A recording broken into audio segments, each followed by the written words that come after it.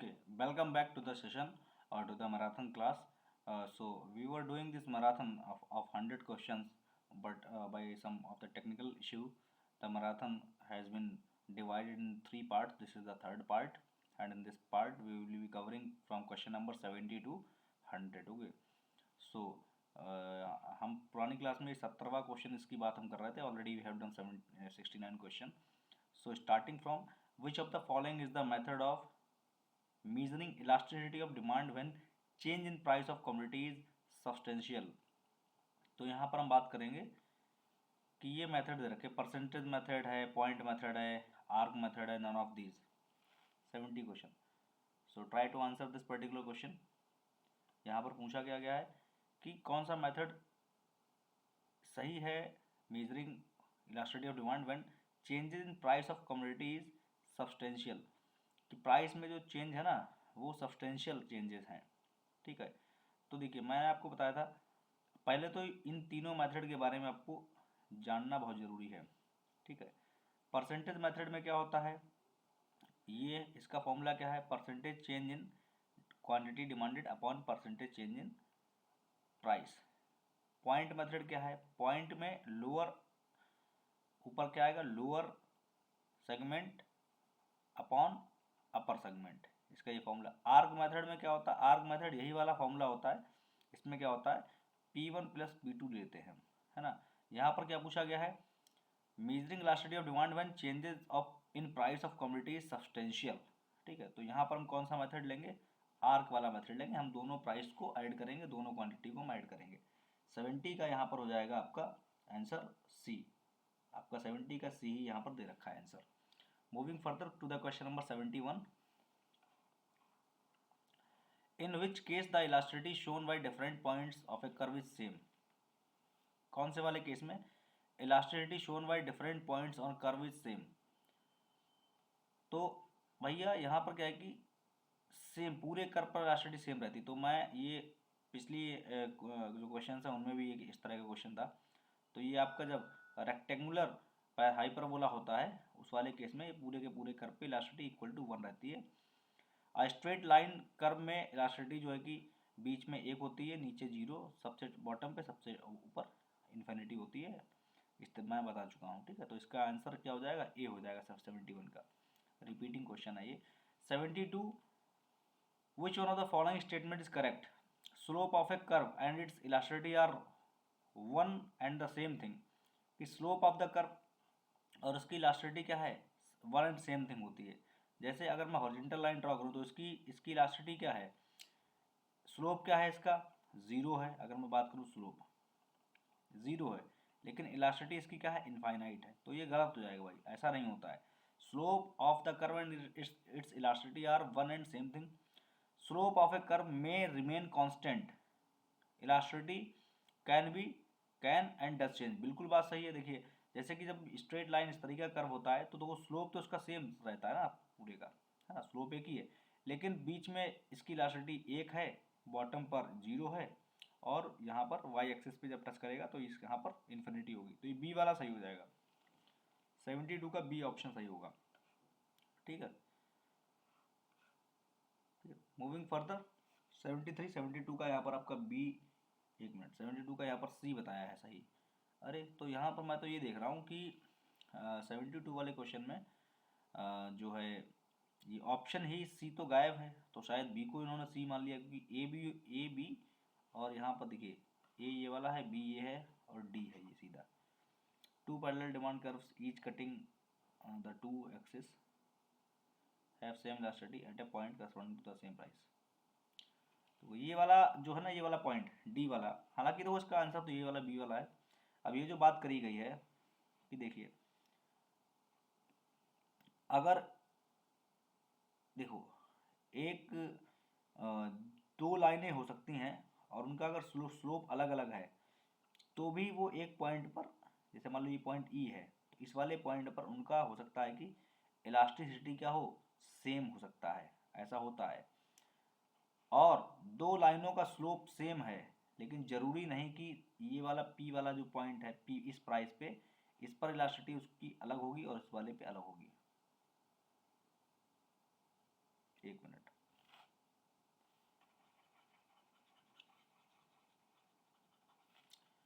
जैसे कि यहाँ पर एक कंट्राडिक्टरी स्टेटमेंट निकलता है जो कि हमको लगेगा ऐसा कैसे हो जाएगा, ठीक है।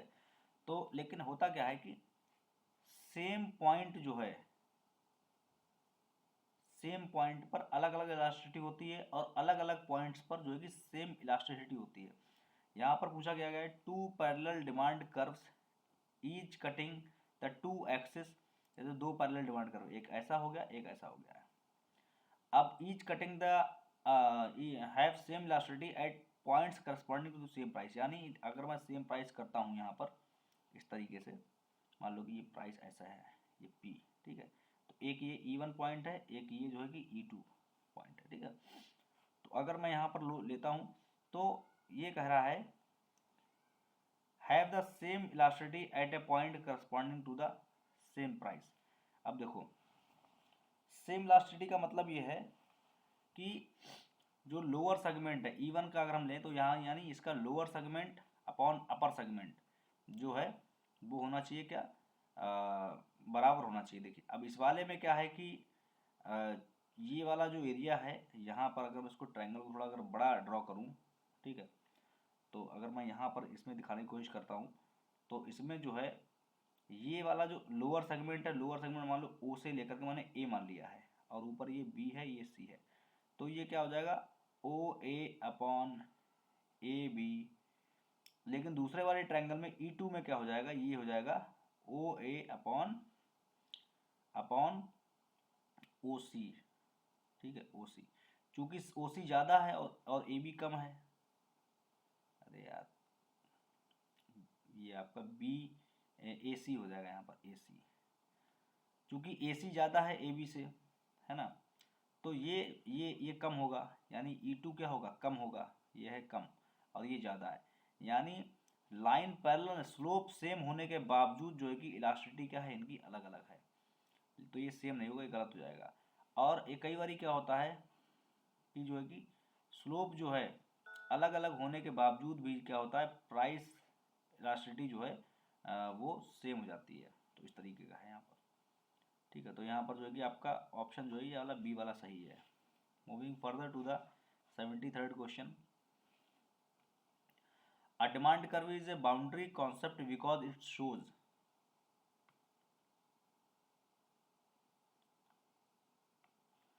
हाँ, तो demand curve is a boundary concept because it shows maximum price and minimum quantity. अब ये कह रहा है कि डिमांड कर्व जो है कि वो उसमें क्या होता है कि बाउंड्री कॉन्सेप्ट है, क्योंकि एक इसकी हद है कि इसमें क्या होता है मिनिमम मैक्सिमम प्राइस और मिनिमम क्वांटिटी आप दिखा सकते हो, जैसे कि ऐसे करके। तो यहाँ पर सबसे दिखा दी कि भैया प्राइस ये सबसे मैक्सिमम है तो इस पर इतनी क्वांटिटी या इतनी क्वांटिटी ली जाएगी, और जब प्राइस बिल्कुल ज़ीरो हो जाएगा तो व्यक्ति इतनी क्वांटिटी खरीदेगा, ठीक है। तो minimum price and minimum quantity both the price, maximum quantity and minimum price. तो एक्चुअल में ये क्या दिखाता क्या है, डिमांड कर boundary concept because it shows, तो ये एक्चुअल में जो है कि मैक्सिमम क्वांटिटी एंड जो है कि मिनिमम प्राइस दिखाता है, मैक्सिमम क्वांटिटी और मिनिमम प्राइस, ये तो ये भी दिखाएगा, और लेकिन मैक्सिमम प्राइस मिनिमम क्वांटिटी ये भी दिखा देगा। तो इसमें ऐसा क्या है, एक minute, both price and quantity is maximum,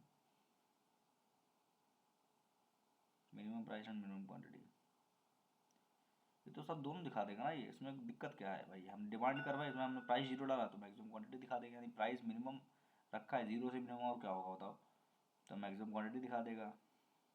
चलो, तो 73rd का मैं देखता हूँ आंसर क्या है इसका। 73rd it is D, both price and quantity is maximum. ये इज मैक्सिमम की थोड़ी लैंग्वेज की गलत मुझे लग रही है, क्योंकि ये कह रहा है कि कॉन्सेप्ट है, बाउंड्री कॉन्सेप्ट है, क्योंकि both price and quantity is maximum, दिखाता तो दोनों है। चलो ठीक, it's answer is D. Okay, moving further,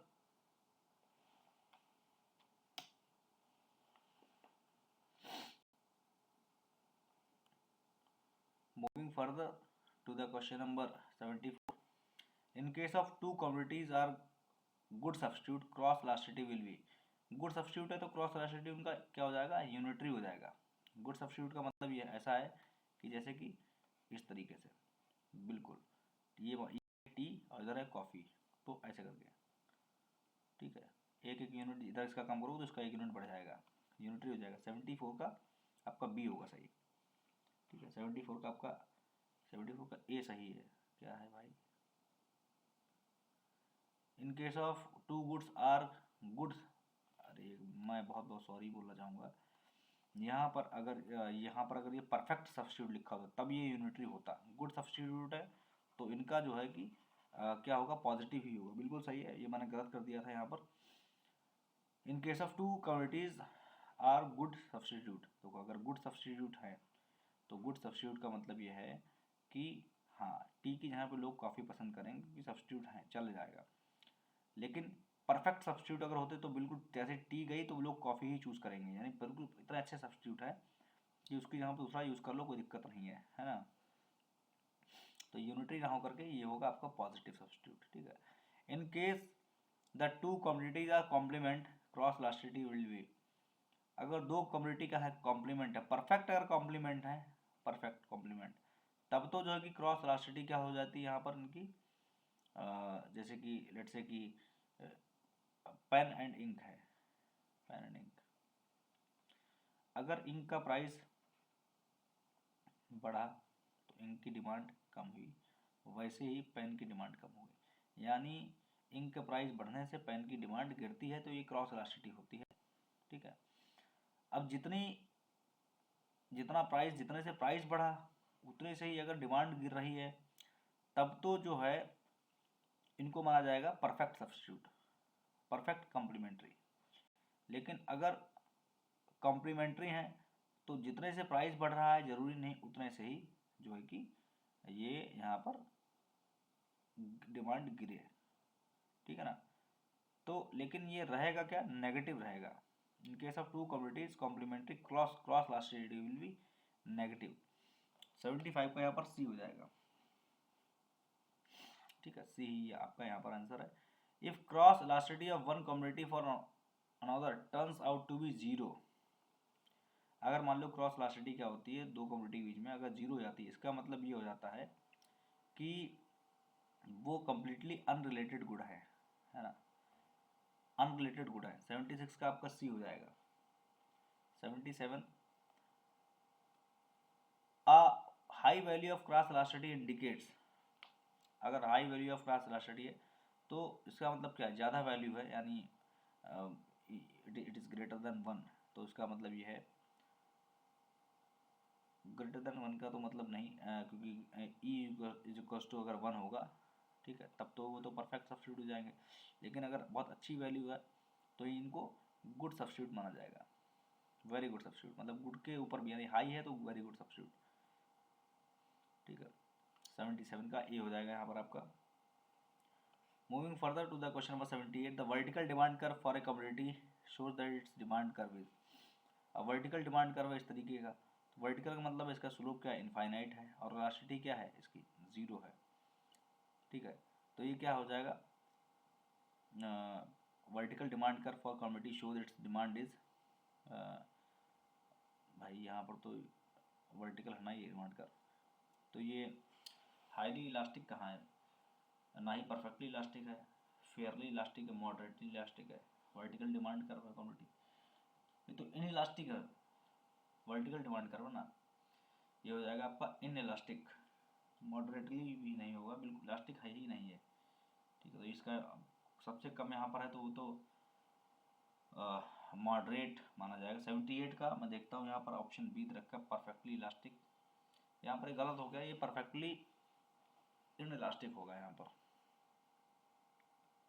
perfectly in elastic, कोई वर्टिकल डिमांड कर रहा है इस तरीके से, तो स्लोप तो उसका इनफाइनाइट है, लेकिन ये है परफेक्टली इन इलास्टिक, है ना। और जैसे ये थोड़ा हॉरिजॉन्टल हो जाएगा तो फिर ये इलास्टिक हो जाएगा, और अगर बिल्कुल हॉरिजॉन्टल हो जाएगा तो फिर ये हो जाएगा परफेक्टली इलास्टिक, ठीक है। तो ये परफेक्टली बी हो जाएगा, यहाँ पर परफेक्टली इन इलास्टिक है, थोड़ा क्वेश्चन में फॉल्ट है।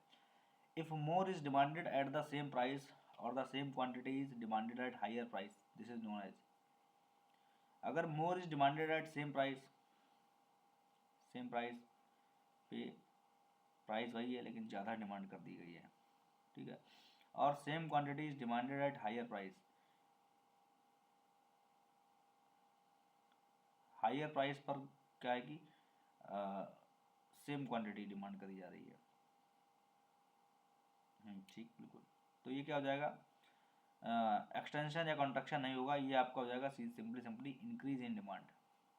79 एक्सटेंशन और कॉन्ट्रैक्शन तो सेम कर्व के अलॉन्ग होता है, लेकिन यहाँ पर ये आपका शिफ्ट हो रहा है, ठीक है ना, क्या हो रहा है, शिफ्ट हो रहा है, डिमांड कर्व जो कि आगे शिफ्ट हो रहा है, तो आपका ये इंक्रीज इन डिमांड हो जाएगा। 79 का आपका हो जाएगा यहाँ पर C. Moving further to the question number 80, utility may be defined as power of commodity to satisfy wants. Utility का मतलब होता है जो हमको सेटिस्फेक्शन मिलता है, ठीक है, वो चीज़ है। Power of a commodity to satisfy wants, usefulness of commodity, level of satisfaction given by commodity,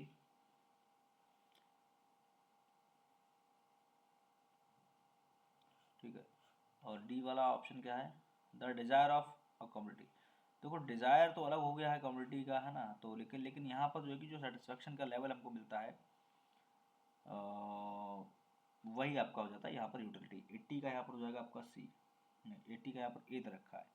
तो पावर ऑफ कमोडिटी, देखो ये बहुत बहुत नॉर्मल सी चीज़ है, और ये तो ABCD है इकोनॉमिक। अगर मैं यहाँ पर जो है, जैसे कि आप अपने तरफ से सोचिएगा, यूटिलिटी का मतलब आप यूज़ जो आप गेन करते हैं, आपको फील होता है कि आपने, जैसे कि यूटिलिटी सेम चीज़ से अलग अलग लोगों को अलग अलग यूटिलिटी मिल सकती है, depend on that in what need they are of that particular commodity. जैसे भाई मेरे लिए मान लो लेट्स से कि पेन की बहुत ज़्यादा ज़रूरत है, और क्योंकि मुझे क्लास लेनी है, अब कोई एक फर्स्ट KG का बच्चा है तो उसको इस पेन से नहीं, ये इलेक्ट्रिक पेन है जो भी है टैब वाला, उसको इसकी ज़रूरत नहीं है उसको, या लेट्स से कि कोई जो नॉन टीचिंग सेक्टर में है तो उसको इसकी ज़रूरत नहीं है, लेकिन मेरे लिए ये यूटिलिटी दे रहा है। तो यूटिलिटी आप ये कह सकते हो बिल्कुल कि power of community that satisfy wants, लेकिन level of satisfaction given by community ये भी आपका यूटिलिटी में गिना जाएगा, मुझे ये गलत नहीं लग रहा है। The power of commodity to satisfy wants, ठीक है, 80 का यहाँ पर इन्होंने ए रखा है आंसर है। Moving further to the next question, question number 81, economic analysis expects the consumer to behave in manner which is, economic analysis जो है कि एक्सपेक्ट करता है कंज्यूमर को to behave in a manner which is rational, ठीक है, जैसे कि रैशनल का मतलब होता है जानकार व्यक्ति, जानकार व्यक्ति का मतलब जो न्यूज़पेपर भी पढ़ रहा है, टीवी भी देख रहा है, चार लोगों से बात कर रहा है, सोशल है, सब सारी चीज़ें हैं, सब मतलब उसको कोई बेवकूफ़ नहीं बना सकता है। तो economic analysis expect the consumer to behave in a manner which is rational, ठीक है, हाँ, इकोनॉमिकली में रैशनल होना चाहिए, इमोशनल नहीं। Economically relevant range of the total utility curve is the portion over which, economically relevant range, यानी economically जो relevant range होती है of the total utility curve is the portion over which total utility is rising at a declining rate. जैसे मान लो total utility curve ऐसा होता है, ठीक है, तो पहले क्या होती है यूटिलिटी, यहाँ पर it is increasing at an increasing rate. मैं एक कलर लेता हूँ, लेट से कि ये जो रेड वाला जो कलर है यहाँ पर, इस वाले सेक्टर में तो utility increases at an increasing rate. उसके बाद जो ऊपर वाला जो कलर है ना, इस वाले में यूटिलिटी अभी भी बढ़ रही है लेकिन एट एन डिक्रीजिंग रेट बढ़ रही है। टोटल यूटिलिटी, मैं इसकी टोटल यूटिलिटी की बात कर रहा हूँ, और फिर ऊपर जाके टॉप पर हो जाती है जो भी है मैक्सिमम, उसके बाद फिर ये गिरती है, तो गिरती कैसे है, it decreases at an decreasing rate, उसके बाद फिर decreases at an increasing rate, इस तरीके से होता है, ठीक है। तो यहाँ पर जो है economic relevant range of total utility is portion over which the total utility is rising at a declining rate, total utility is rising as an increasing rate, total utility is maximum and constant। तो भाई economically relevant range तो सबसे बढ़िया ये रहती है जहाँ पर टोटल यूटिलिटी क्या है, मैक्सिमम है 82।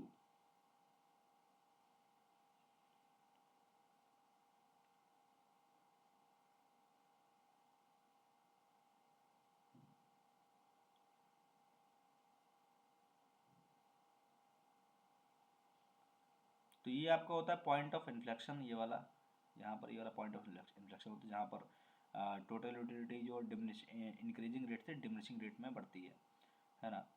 तो ये आपका पहला वाला सेगमेंट हो जाता है, सेगमेंट फर्स्ट, फिर ये सेकंड हो जाता है, फिर ये आपका थर्ड आगे का होता है।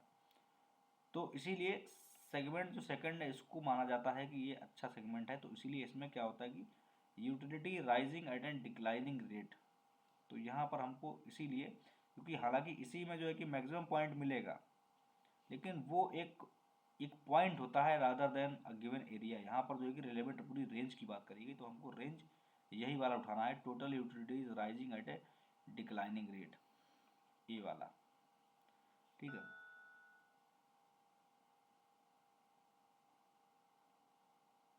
ठीक है, moving further to the question number 83।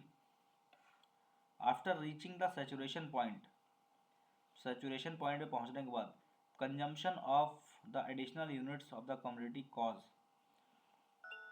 अगर जब सैचुरेशन पॉइंट पहुंच गए यानी आप टॉप पे पहुंच गए हो, तो उसके बाद भी अगर आप कंज्यूम करोगे तो फिर आपकी टोटल यूटिलिटी क्या होगी, कम होगी। Cause total utility to fall and marginal utility to,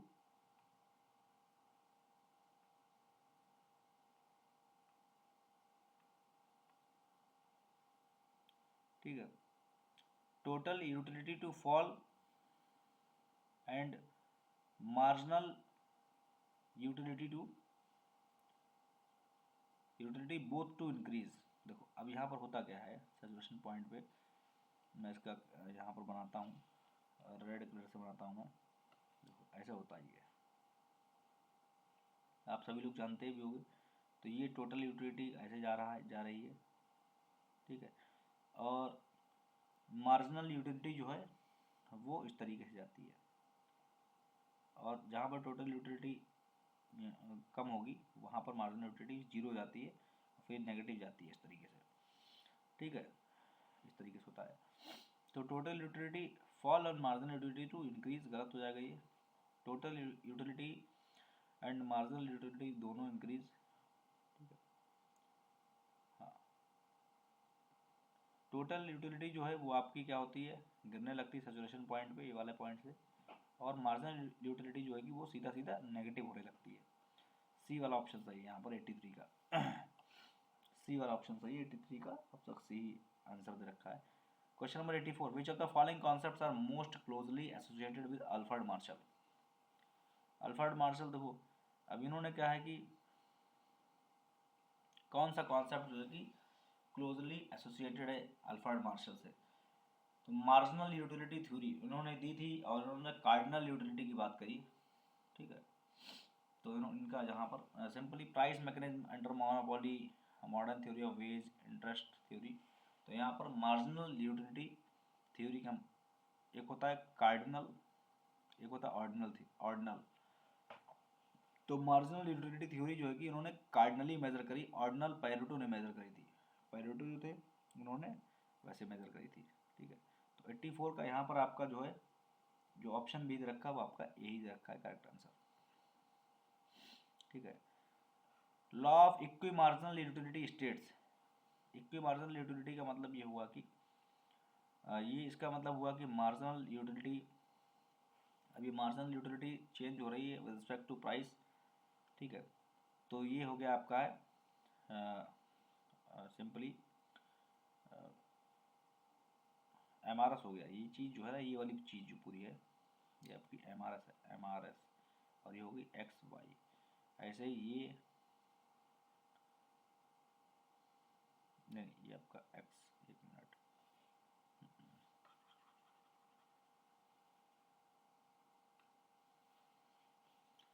rate of change of utility, marginal utility है ना, विद रिस्पेक्ट टू प्राइस।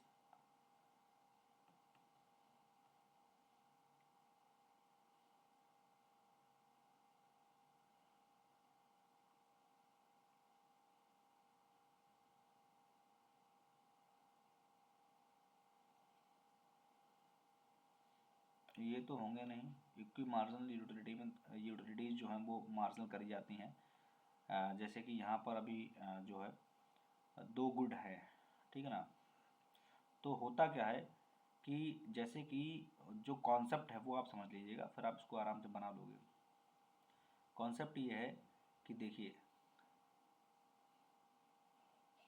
जो कोई एक प्रोडक्ट है तो उसकी जो एक मार्जिनल यूटिलिटी है, तो जितने से, यानी दूसरा प्रोडक्ट है, ठीक है।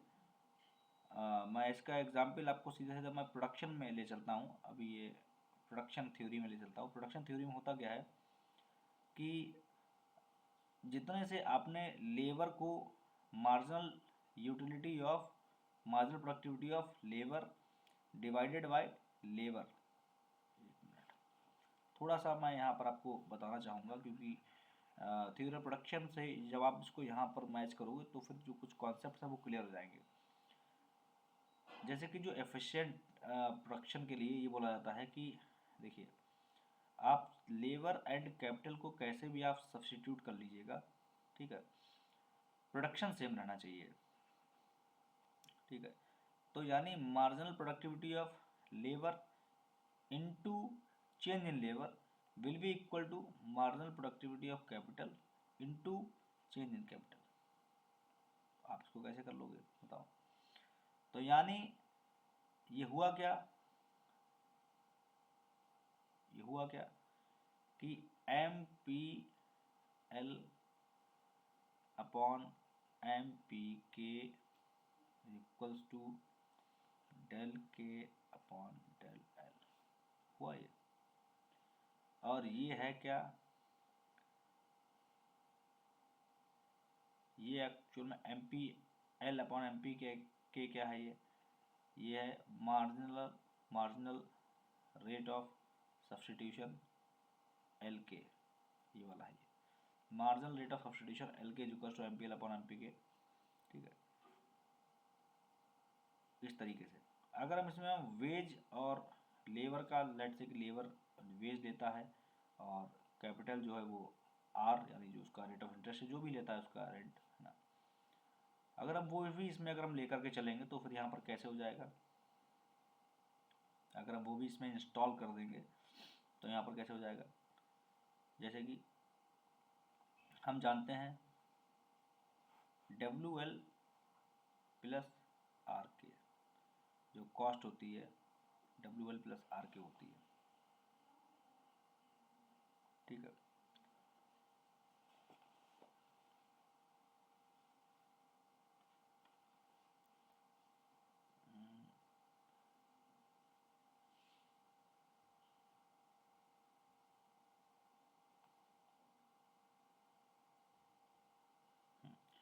तो अगर हम इसको डेरिवेट करेंगे विद रिस्पेक्ट टू लेबर तो ये क्या हो जाएगा, डब्ल्यू आ जाएगा कि नहीं आ जाएगा बताओ। और हमने इसको दोबारा क्या कर लिया है, डेरिवेट करा विद रिस्पेक्ट टू कैपिटल, तो ये क्या हो जाएगा, यहाँ पर सिंपल सिंपल आर आ जाएगा। अब हमने इनको दोनों को कर दिया डिवाइड, तो सी सी कैंसिल हो गया, बचा क्या यहाँ पर है, del K upon del L equals to W upon R. तो ये जो चीज़ है ना, ये हमने यहाँ पर ला करके रख दी, यानी del K upon del L क्या है आगे, डब्ल्यू अपॉन आर है, यानी ये आगे क्या हो जाएगा, is equals to W upon R, ठीक है ना। इस तरह से ये चीज़ें हैं, तो ये एक पूरा रिलेशन बन के निकला है यहाँ पर, इस तरीके से ये पूरा एक अपने आप में रिलेशन है। ये M P L upon M P K is equals to del K upon del L is equals to W upon R. तो ये चीज़ आपको देखो याद करने की जरूरत नहीं, देखो मैंने यहाँ पर ऑटोमेटिक निकाली है आपके सामने। अब आप चाहें तो इनको याद कर सकते हैं, चाहें तो आप इनको जो है कि याद कर सकते हैं। आपको याद ना रखना कि देखो भैया M P L upon M P K लेना है, एम पी एल के सामने del K upon del L होगा। अच्छा एम पी एल के सामने जो है वेज रहेगी, एम पी के सामने आर रहेगा, इस तरीके का ये रेशियो रहेगा। ठीक है, तो ऐसे यही जो है कॉन्सेप्ट आपका मार्जिनल यूटिलिटी में लगता है। जैसे यहाँ पर ये मार्जिनल प्रोडक्टिविटी को बराबर रखा जाता है, ऐसे यहाँ पर मार्जिनल यूटिलिटी को बराबर रखा जाएगा उस वाले प्रोडक्ट के रेशियो में। ठीक है, वैसे ही अगर आप इसको जो है कि क्या करोगे, इस वाले को अगर आप इसको रीराइट करोगे तो ये इसका ऐसे ही बन जाएगा। जैसे यहाँ पर ये बना है ना, जैसे ये वाला है, I am taking green colour, जैसे ये वाला जो बना है ना, इस तरह से ये बन जाएगा। देखो ये वाला है ना, M U X marginal utility of X divide by P Y हो गया यहाँ पर, जबकि होना चाहिए पी एक्स, ये वाला सही है ना। M U X divide multiply by P X है ना। देखो M P L multiply by L, ऐसे ही यहाँ पर ऐसे होना चाहिए। तो ये वाला हो गया क्या, एम यू एक्स, और यहाँ पर ये पी वाई हो गया, होना चाहिए पी एक्स, इसीलिए ये वाला गलत हो गया है बी वाला, और ये वाले वैसे भी गलत हैं, तो ये वाला ही सही है, ये वाला। ठीक है, तो यहाँ पर ये क्या है कि जो यूटिलिटी मुझको एक्स से मिली है वही यूटिलिटी मुझे वाई से मिली है, और वही यूटिलिटी मुझे जेड से मिली। मार्जिनल, तो ये हो जाता है आपका law of equi marginal utility, law of equi marginal utility. तो होप कि ये आपको क्लियर होगा। ये 85 क्वेश्चन था, तो 85 जो है कि आपका इसका ऑप्शन 85 को तो यहाँ पे बी दे रखा है भैया, सही है। मैं करता हूँ अपने हिसाब, उसके बाद जो आंसर रखा होता है वो मैं आपको बता देता हूँ। यहाँ पर जो रखा होता है, तो यहाँ पर जो है कि ये बी दे रखा है, जो कि मेरे हिसाब से गलत है भाई, है ना। Equi marginal utility M U X upon price of X, M U Y upon price of Y is equal to M U Z upon price of Z, बीटा मिनट। ठीक है, ठीक है, बिल्कुल। हाँ देखो अभी है क्या, एक ही कॉन्सेप्ट यूटिलिटी वाले में कॉन्सेप्ट ये होता है कि सिंगल पेनी स्पेंट, जो आपने रुपया खर्च करा है ना, जो आपने एक एक रुपया जो खर्च करा है आपने, जैसे आपके पास एक लास्ट रुपी होता है ना, तो आप ये चाहते हो कि जो रुपया आपने खर्च करा है, ठीक है, जैसे कि लेट से कि आपके पास 500 रुपये हैं, और एक कम्युनिटी से आपको जो है चीज़ मिल रही है, जो यूटिलिटी मिल रही है वो मान लो 1000 मिल रही है, तो आप करोगे तो ये 1 कर दोगे, 1 रुपये कर दोगे, यहाँ 500 का, यहाँ पर इसको कट करके ऐसे यहाँ पर 2 कर दोगे। यानी आप फिर कैसे निकालोगे कि 1 रुपये में आपको 2 की यूटिलिटी मिल रही है, ऐसे आपने हिसाब निकाला।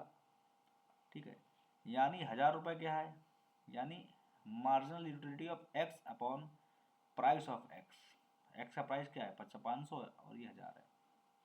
तो आपने ये आपने क्या निकाली है, यूटिलिटी निकाली है एक्स की। ठीक है, ऐसे आपने वाई की निकाली है, ऐसे ही आपने जेड की निकाली है। इसको आप बराबर कर रहे हो मार्जिनल यूटिलिटी ऑफ मनी, बहुत अच्छी बात, बिल्कुल मैं माफ़ी चाहूँगा बिल्कुल, लेकिन मैं जो भी है सब क्लास में कर दूंगा आपके सामने, ऐसा नहीं है कि मैं गलत पढ़ा के चला जाऊँ। ठीक है, ये नहीं हो सकता है, इसीलिए मैं ऑप्शन बाद में पढ़ता हूँ, मैं करने के बाद फिर ऑप्शन बताता हूँ, है ना। तो यहाँ पर ये जो है, ये एक्चुअल में मैंने यहाँ पर गया था, ये कॉन्सेप्ट ये दोनों थोड़ा कॉन्सेप्ट है, ये आपको याद रखना है, अच्छे कॉन्सेप्ट है ये। ठीक है, तो ये मार्जिनल यूटिलिटी ऑफ मनी जो है उससे जब तक कंपेयर नहीं होगा तब तक आपका इक्वी मार्जिनल यूटिलिटी का कॉन्सेप्ट नहीं निकलेगा। तो यही वाला है आपका ये।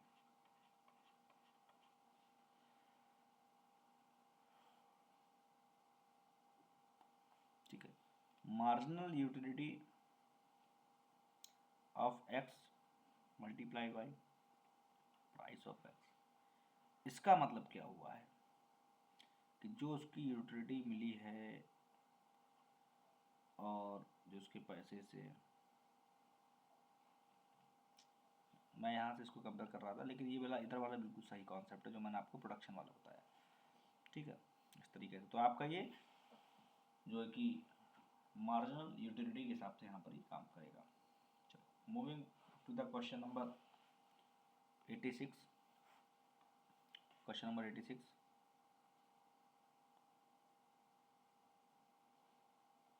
ठीक है। Law of diminishing marginal utility state, law of diminishing marginal utility का मतलब यह है total utility diminishes with the consumption of every additional unit. बिल्कुल बात सही है। Utility always diminishes whether something consumed और नॉट, गलत हो जाएगा। Utility first increases and after that diminishes at every point. Total utility diminishes with consumption of every additional, ये बात भी बिल्कुल सही। टोटल यूटिलिटी पहले तो utility first increases and after that diminishes at every point. The additional benefit which a person derives from a given increase of his stock of thing diminishes with every increase in stock and he already has।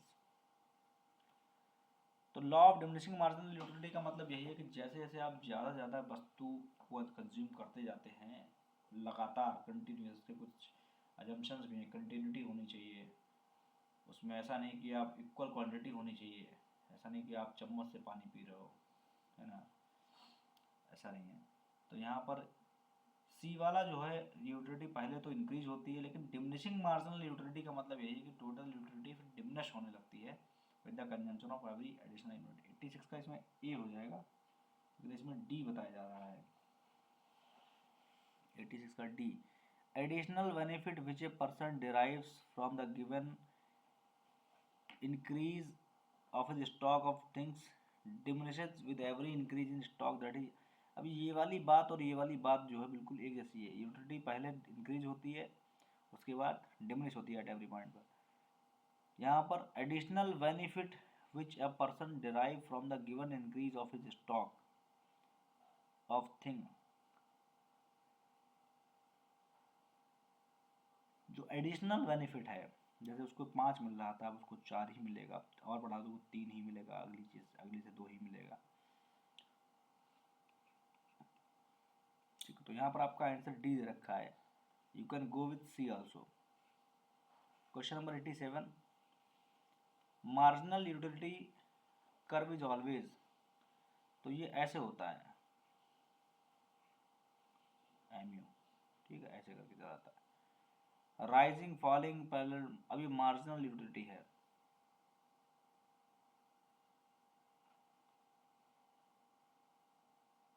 एक minute.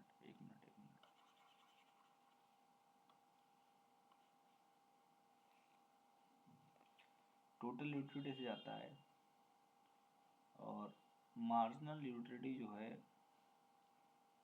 आपका, जैसे आपने कोई चीज़ ली तो वहाँ पर क्या होता है कि पहली बाइट में आपको 2 की यूटिलिटी मिली, तो टोटल यूटिलिटी आपकी 2 है, ये एमयू है। दूसरे में आपकी ये मार्जिनल यूटिलिटी आपकी 3 हुई तो एमयू आपका 5 हो गया है। फिर आपकी 4 हुई तो एमयू आपका 9 हो गया है। फिर आपकी, तो ये पहले बढ़ता है फिर कम होता है। तो राइजिंग फॉलिंग पहले टू एक्सेस, ये वही कौन सा रखा है। फिर तो इस हिसाब से पहले राइज होता है फिर फॉल होता है, तो फॉलिंग पे जाएंगे। 87 का बी, क्योंकि राइजिंग के होने के बाद में अल्टीमेटली फॉल ही करेगा। Total utility is maximum when MU is 0। 89, falling part of total utility curve show, जो फॉलिंग पार्ट है टोटल यूटिलिटी कर्व का वो क्या दिखाता है, नेगेटिव मार्जिनल यूटिलिटी। 89 का यहाँ पर डी हो जाएगा आपका। 90 का marginal utility of nth unit is founded by the following formula, ये वाला है सी वाला, TUN माइनस TUN माइनस 1, ठीक है। 90 का सी कैसे, जैसे मान लो कि आपने 10वें यूनिट में आपके पास यूटिलिटी 50 है, 90 तो 10वें तो 10th वाले यूनिट टोटल यूटिलिटी आपकी 50 है 10वां यूनिट कंज्यूम करके।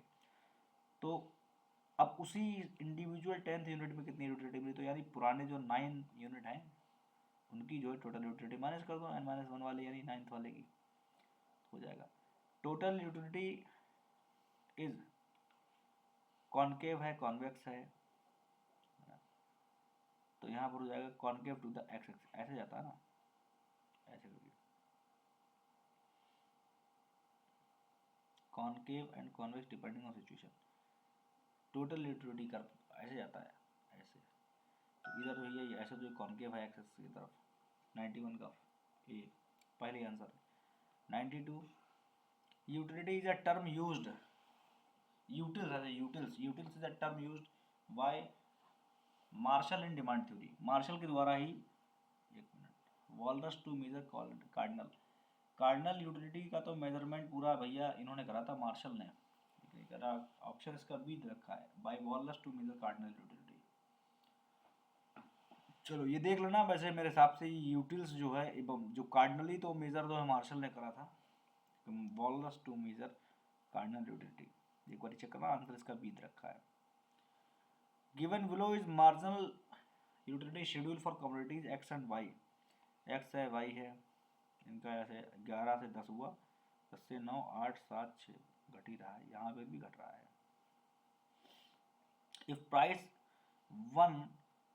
Price is ₹1 permit in each case the consumer will spend his 10th rupee on 1 2 3 4 5 6, ये करेंगे भैया, if the price is ₹1 permit in each case the consumer will spend 10th rupee on,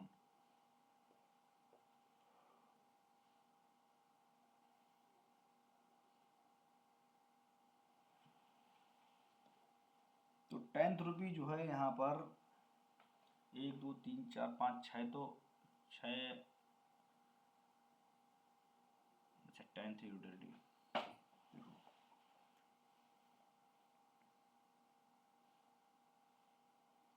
11 से 10 एक का अंतर, एक का यहाँ पर, फिर यहाँ पर आगे बढ़ाओ उसको तो 5 आएगा, 4 3 2 यानी 1 2 3 4 5 6 7 8 9 10, यानी 10th रुपी में इसको 2 यूटिलिटी मिलेगी।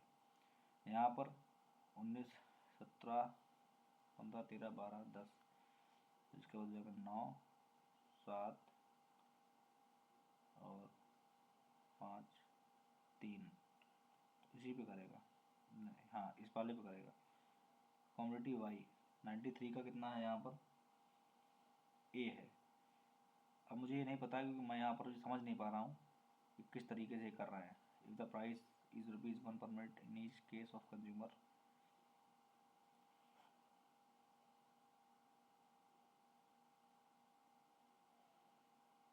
देख लीजिए कि एक बार 10 रुपये वो कहाँ खर्च करेगा।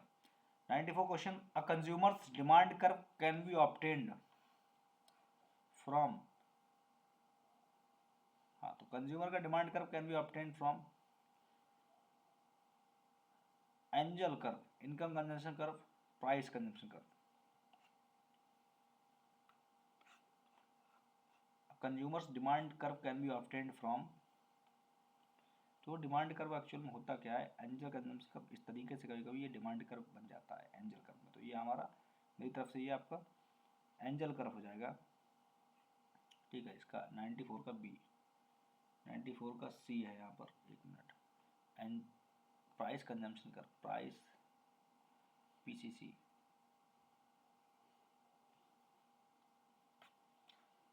a consumer's demand curve can be obtained from price consumption curve।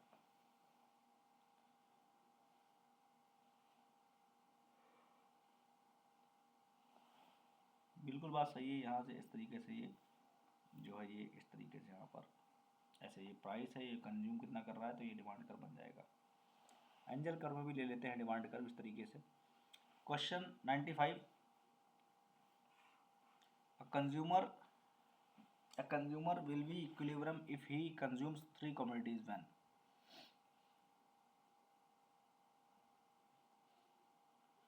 तो ये वही वाला क्वेश्चन है आपका, MUX/PX, MUY/PY, MUZ/PZ बराबर constant equal to marginal utility of money, ठीक है। तो ऑप्शन बी होगा 95 का। 95 का आपका यहाँ पर बी ही सही है। Question number 96, marginal utility approach was finalised by. तो जो आपका मार्जिनल यूटिलिटी अप्रोच है ये जो कि अल्फ्रेड मार्शल के द्वारा फाइनलाइज करी गई थी। A consumer will be maximising his utility if he allotted his money income so that consumer will be maximizing his utility if he allotted his money income so that marginal utility of last unit of each product consumed is equal marginal utility from last rupee spent on each purchased product is same। ये वाला हो जाएगा, यानी जो last रुपी है उससे जो है मार्जिनल यूटिलिटी जो है कि वो सेम रहे अलग अलग प्रोडक्ट्स के लिए, on each purchase product is same. ठीक है, 97 का बी। ठीक है, question number 98, Adam Smith spoke about famous diamond paradox to show that. Adam Smith spoke about the famous diamond water paradox to show that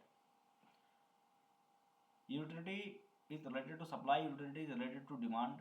अब देखो बिल्कुल इन्होंने water और डायमंड का पैराडॉक्स बताया था। इन्होंने कहा कि देखो पानी जो है जिंदगी के लिए इतना ज़रूरी है कि इसके बिना तो ख़त्म हो जाएंगे, और डायमंड की ऐसी कोई ज़िंदगी में ज़रूरत नहीं है जिसके बिना लोग ख़त्म हो जाएंगे। यानी पानी को होना चाहिए महंगा क्योंकि ये बहुत ज़रूरी है, लेकिन पानी है बहुत सस्ता और डायमंड इतना महंगा है।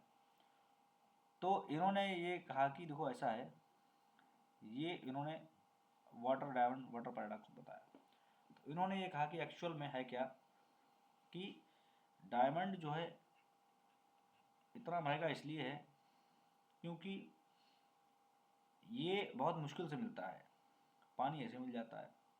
ठीक है ना, यानी ये चीज़ है। तो यहाँ पर utility is related to supply, utility is related to demand, utility could be cross a value, utility could not be cross a value. तो यहाँ पर जो है कि यूटिलिटी जो है वो इसकी बहुत ज़्यादा व्यक्ति इसको फील करता है क्योंकि बहुत मुश्किल से मिलता है। डिमांड इसकी करता है उसके बावजूद भी utility could be cross a value, value नहीं, वैल्यू वाटर की ज़्यादा है। तो यहाँ पर आपका utility is related to demand, 98 का बी ही यहाँ पर सही 98 का है। Question number 99, the area which lies under the demand curve for the given good measures total utility. यहाँ पर ठीक है, टोटल यूटिलिटी जो मिलती है व्यक्ति के लिए। 100 क्वेश्चन है, विच of the following creates time utility. Time utility कौन बनाता है? बिल्कुल बात सही यहाँ पर है, ट्रेडर है। ट्रेडर जो है कि वो टाइम यूटिलिटी क्रिएट करता है। ठीक है, चलो आज हमारी जो है कि जो मैराथन है, जो 100 क्वेश्चन की मैराथन जो मैं कर रहा था, जो एक ही बार में करने को था, बट ये 3 पार्ट में टूट करके यहाँ पर आज हमारी ख़त्म हुई है। तो कोई नहीं, so we will be doing further questions of micro economics and other marathon. Okay, so इसमें अभी 500 से 600 क्वेश्चन है वो हम कवर करेंगे, और कवर करने के बाद फिर हम माइक्रो पे चलेंगे, माइक्रो के बाद माइक्रो पे। और ये क्वेश्चंस बहुत ज़्यादा बेनिफिशियल आपका यूजीसी नेट एग्ज़ाम के लिए, पीजीटी के लिए। मैं जो लेवल है क्वेश्चंस का वो यूजीसी नेट एग्ज़ाम के लेवल से हल्का सा आपको लग रहा होगा डाउन है, लेकिन जब तक आप प्रिपरेशन बेसिक से नहीं करेंगे, फ्रॉम स्क्रैच से नहीं करेंगे, तब तक जो है कि आप जो अभी जो लेवल ऊपर आएगा उनको नहीं कर पाओगे। So I hope that you may be benefiting from this particular marathon. So we'll meet in the another class. Thank you so much. Take care. Bye.